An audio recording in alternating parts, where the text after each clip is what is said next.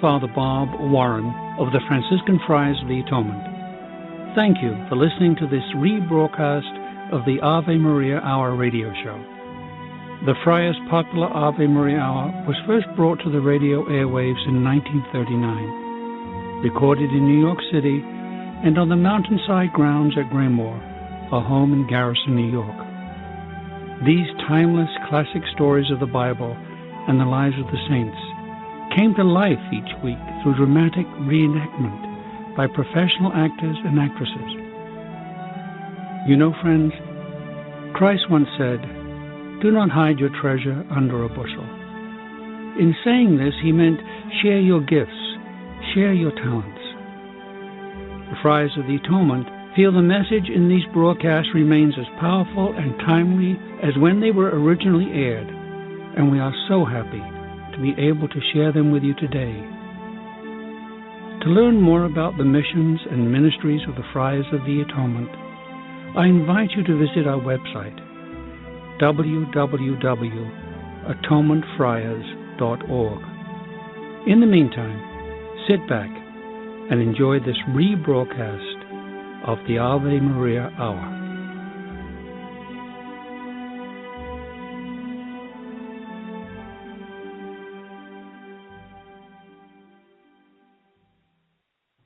Blessed Anne Mary Javouhey.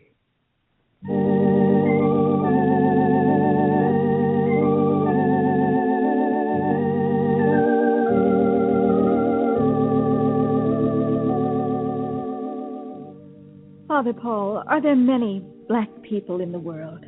There are thousands of black people in Africa and many in other countries where they've been taken as slaves.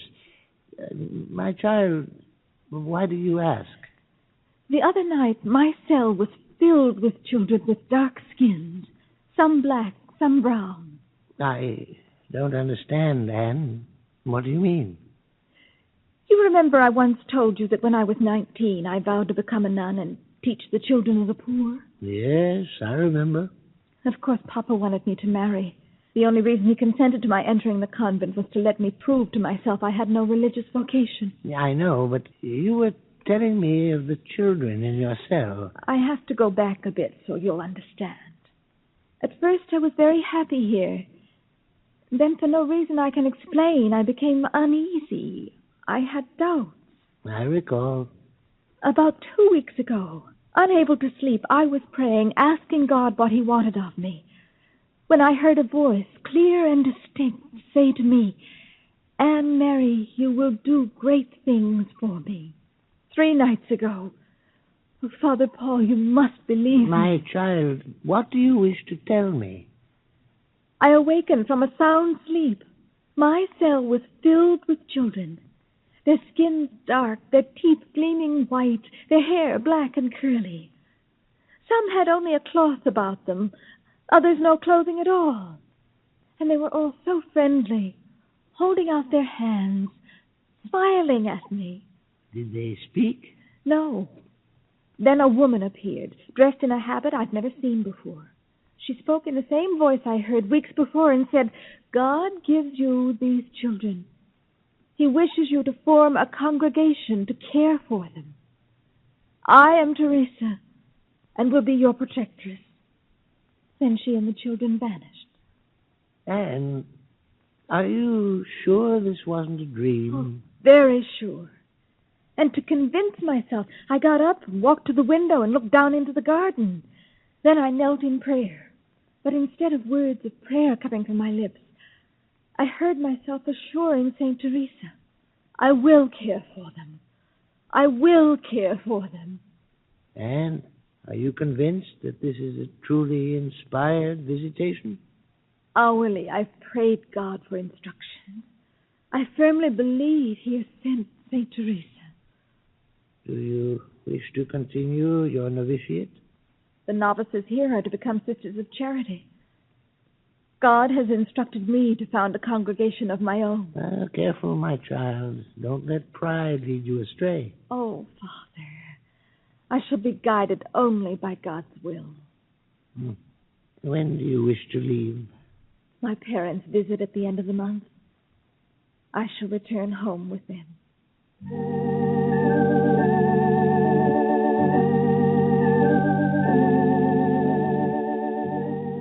It was not until some years later, after Anne had started her schools and founded the Sisters of St. Joseph of Cluny, that I learned of her vision. I adored my sister and would have gladly followed her to the end of the world. She was a born leader and teacher, and there was an urgent need for schools, for the French Revolution had almost destroyed the educational system. She introduced a new system of education in our schools, which brought a number of visitors, one of whom changed the entire course of our lives. Reverend Mother, I would like to know more about your method of instruction. Oh, you're most welcome, Baron. This is my sister Rosalie, not only in the congregation, but by birth. She is now in charge of instruction and can explain it better than I. I'm told you use the monitor system. Just what is that? We draw on students to teach other students. Students to teach students? That's unusual. In every class there are bright students who learn faster than others.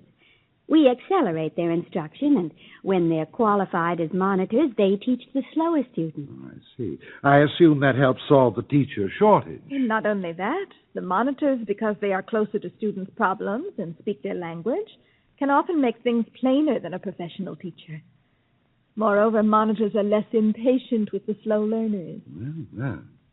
Reverend Mother, would you consider sending a group of nuns to Bourbon to introduce this method of teaching? The government will bear the costs.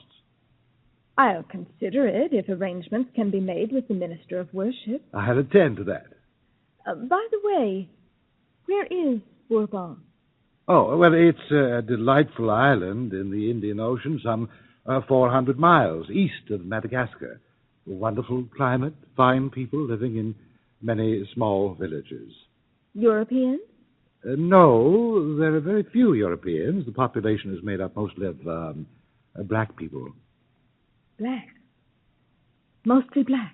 Brought from Africa to work on the plantations? Slaves? Yes. Baron, I'll gladly send the nuns just as soon as I have authorization from Paris. Well, thank you. Thank you. I appreciate your quick decision. I'm anxious to get things started, you see. Truthfully, I was afraid that you'd refuse... No, Baron. It's I who must thank you for the opportunity to fulfill a promise, to be of service.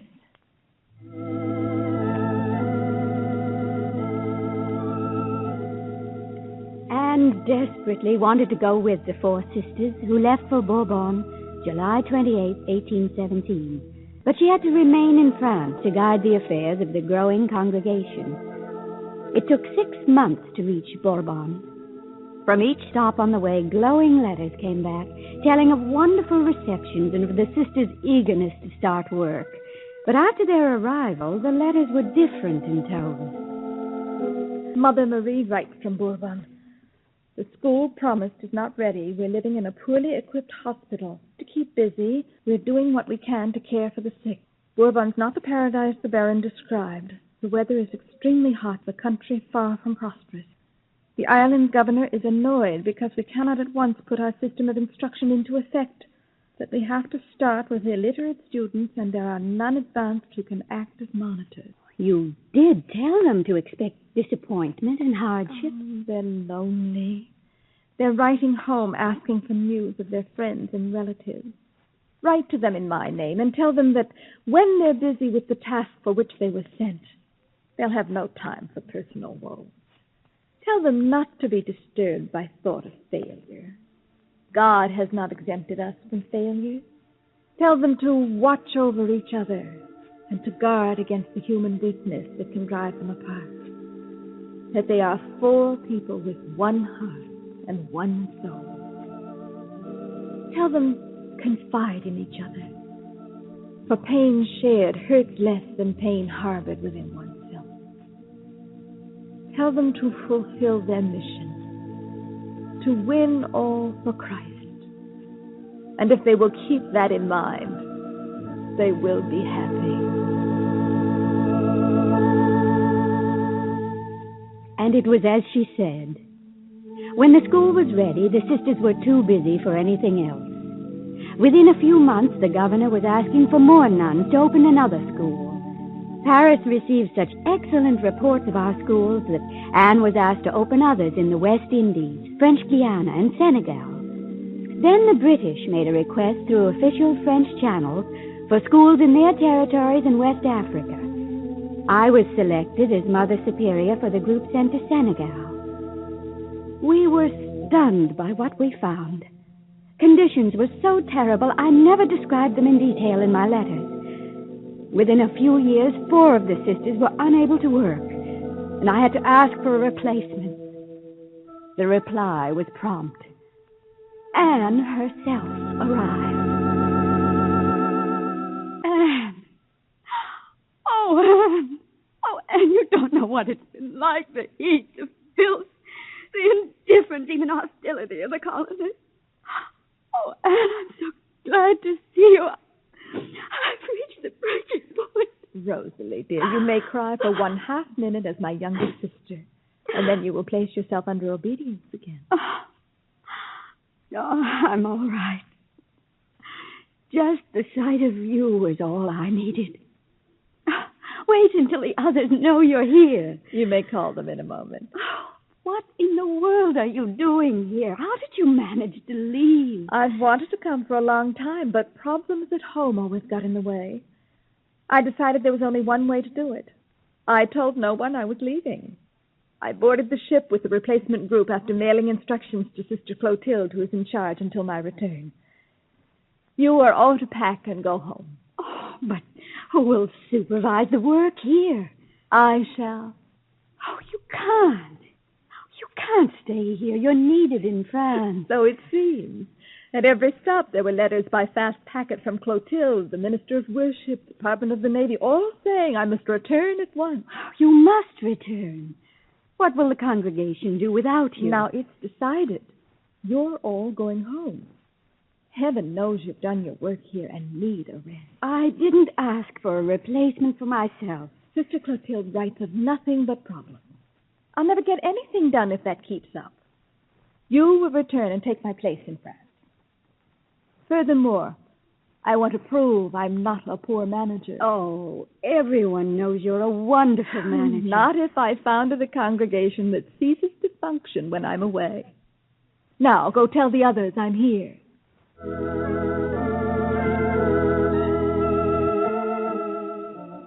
Anne had planned to be away a year, but stayed 2 because of an epidemic of yellow fever that broke out at Freetown, where she had gone at the request of the British to extend her mission.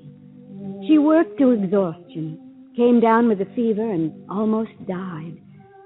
When she recovered, she tried to return to the hospital to nurse the sick, but the governor refused to let her risk her life again and insisted she return to France. It was not long before the government was requesting her services.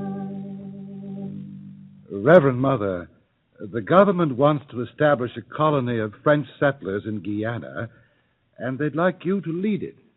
Baron, the sisters are teachers, not colonists. But knowing you, Reverend Mother, to fill your schools, you'd reorganize the entire economic structure of the country. What are the conditions in Guyana? Well, I guess it's only fair to tell you Guyana's an economic wasteland. Other attempts to colonize have failed. The last 5 years ago, when 164 people were sent. Today, only 1 family and 2 of your nuns sent from Cayenne still remain. There are prisoners and lepers on islands? Yes. And slaves from Africa? Yes, a good many to work the plantations. I will consider it if the government will agree not to limit me to the direction of the colony. But that's a full-time job. I must be permitted to devote time to the slaves, the prisoners, and lepers. The government will agree, I'm sure. Especially when it knows you'd do that anyhow. Then I'll accept the assignment.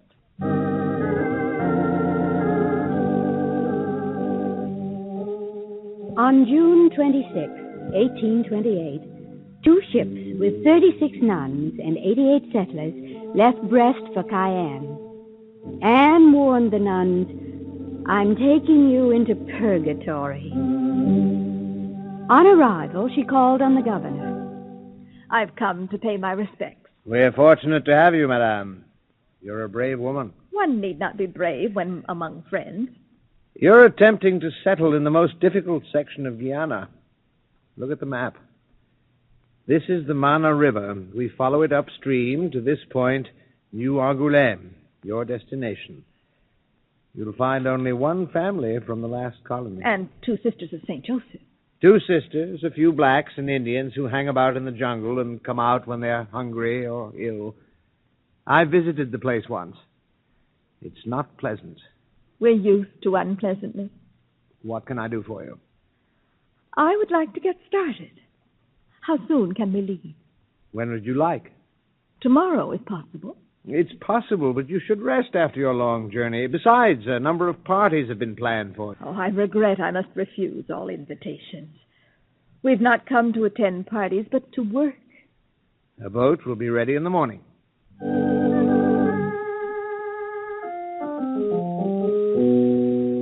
New Angoulême was in ruins. Only 2 acres of land were under cultivation. The 2 nuns had lived for years under most primitive conditions, but had remained to do what they could for the blacks and Indians. Anne assembled everyone, including the natives from the jungle. We're not here to lose ourselves in the jungle, but to make the jungle livable and a means of support. If you expect to benefit from what we're here to do, you must join us and work. The French government will support us for 2 years, but by that time, this colony must be self-supporting. That can and shall be done. I've drawn up a schedule to follow. Mass at 4 in the morning. Work will stop at 10 because of the heat. At noon, Angelus in the chapel, then lunch and rest until 2 in the afternoon. After that, the children and all adults who wish will report to the school for 4 hours of instruction. This earth is rich and should yield 3 crops a year. Now take axes and shovels and start clearing more land. In a surprisingly short time, the colony showed results of Anne's planning and discipline. The nuns worked harder than any of the others. They prepared the food, they taught school, and worked side by side with the laymen in the fields. Anne, of course, reported regularly to the governor. Reverend Mother, I want to talk about your school. Some of the people have expressed their dissatisfaction. The complaint is that you, let us say, coddle the Africans. Though they're slaves, I see no reason they shouldn't be treated as children of God. Specifically, the complaint is that you put the black children in school with the white. Moreover, they say, why bother to educate savages who are destined to remain what they were at birth? Beasts of burden. After all, they can't be much more here. Education makes them haughty, complaining about their work and slow to obey orders. Governor, to establish a colony, one doesn't take a root of France, plant it in a new land, and expect another France to grow. No? What then? One sends Frenchmen to a new land to make them a part of it. That way, one builds a strong new country. And what of France that pays the bill to start it? The people remain loyal out of gratitude for what France has done. That is a hope. It can be more. For that loyalty will live as long as everyone in the new country receives the same rights and privileges every Frenchman at home insists on for himself. Well, that's very fine, but I don't think it'll quiet the complaints. The white people They must be made to understand I'm here as a missionary of God, as well as of France. The Africans remained in school. Then, shortly before the colony was self-supporting, it had to be abandoned because of the July Revolution in France, which brought an anti-religious party back to power. Anne returned to France, where she was busy for the next few years with the affairs of the congregation. Fortunately, the new government under Louis Philippe didn't turn out to be as anti-church as expected. Among the promises that brought it to power was that it would free all the slaves under French jurisdiction. This sent Anne back to Guyana for one of the great achievements of her life.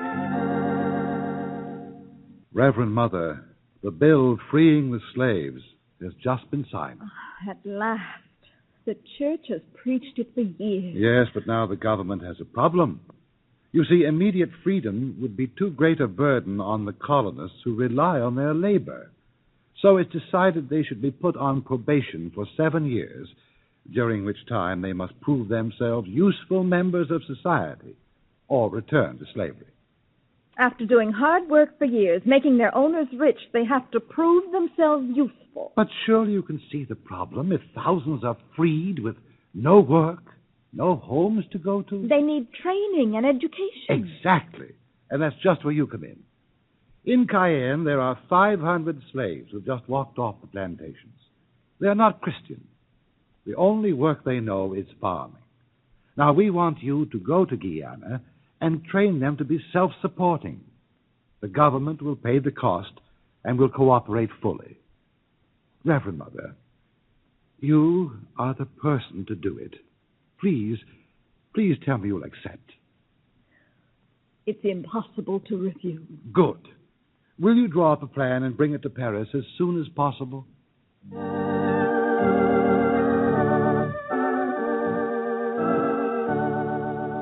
Gentlemen, I suggest the new Angoulême site not be used for this new venture.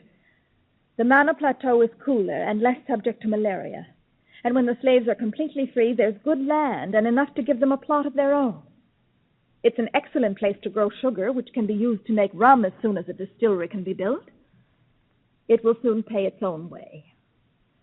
The lepers' colony is a disgrace to civilized people, and as soon as possible I would like to move it to a better location. Reverend Mother, we will forward word to the governor that you are in complete charge of this program, responsible only to Paris. Thank you. I'll select my staff and be ready to leave on your authorization. We have chartered a ship for the first of the month. Anne was ready ahead of time. When she arrived in Guyana and came ashore, the people stared in amazement, and the governor threw up his hands in dismay. Good heavens, madame. What have you brought with you? Haven't we enough Africans without your bringing in more? There must be 50 at least. 60 to be exact, Governor. Where did you get them? Senegal. So that's why you're so late. When I learned there were very few women in Guyana, I had the captain stop at Senegal. These 60 women agreed to come with me. They are looking for husbands.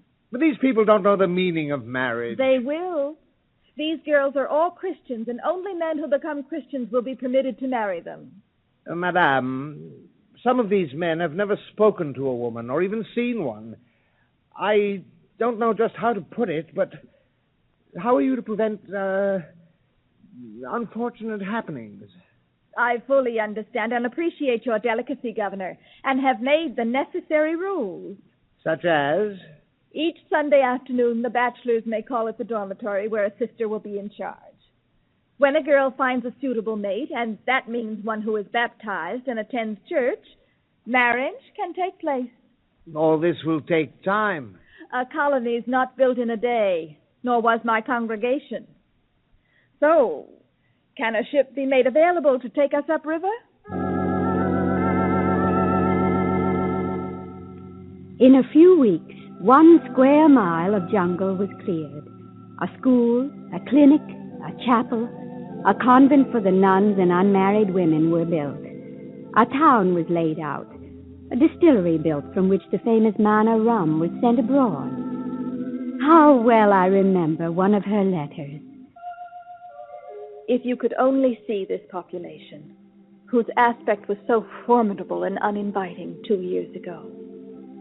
It is today so changed, so edifying, and for the most part so virtuous, I cannot but see truly it is the work of God. I am filled with admiration for the blessings God has in His mercy already showered upon this country.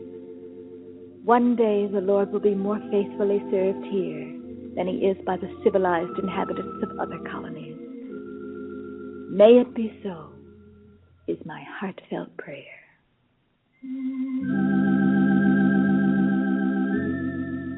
This letter was written shortly after May 21st, 1838, the day of complete freedom for a group of 169 probation slaves. Anne spoke to them briefly, telling them they were now free to go to the farms prepared for them. What the liberated thought of her was expressed by a man who said, "We're free now, but we'll never be free from the debt we owe you. We can only repay with this promise. You will never be ashamed of us." She returned to France and was preparing to go to Rome to see the Pope when she died. Anne Mary Javouhey was pronounced blessed 100 years after her death, having fulfilled to the limit of human capacity the promise made to St. Teresa to care for the dark-skinned children given to her.